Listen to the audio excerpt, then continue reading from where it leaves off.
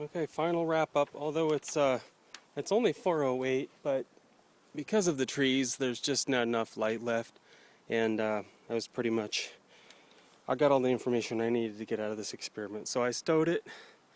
I'll leave it here, covered in towels. It's got multiple zip tie all along the length, about every couple feet, tight, leaning up against the fence. The wind, I don't think is going to blow that off. If it does, it'll just heat up vegetable oil. It shouldn't really be that much of a problem.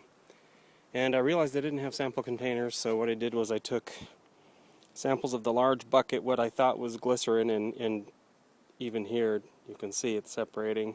This is my ghetto sampling system, but it allows me to take a vertical column. It's just a real pain to obtain it. And so I got one of the clear layer. Tried to get all the way to the bottom, but I know I didn't. Probably just sampled the biodiesel there.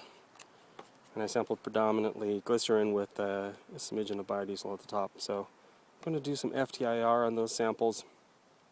See if I can determine if they are glycerin and what sort of purity level, and to see if there's metal and diglycerides that are not yet reacted. It'll give me a sense of, what actually went on.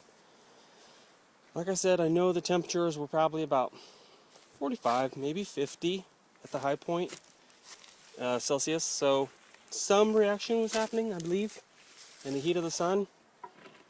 And I mean, obviously you need much better insulation, much better sealing, and low heat losses.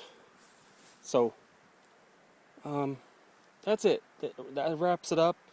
I'm going to listen to all these verbal notes and remake my recordings in my final notebook. But I think I've got everything I need to. I didn't record anything into the notebook much because I'll have to make transcriptions from these verbal notes. So that's it. I'm leaving it here. I'm going to work on the plugs, and then I'll come back and do experiment number 3 with some better tubes with better plug systems.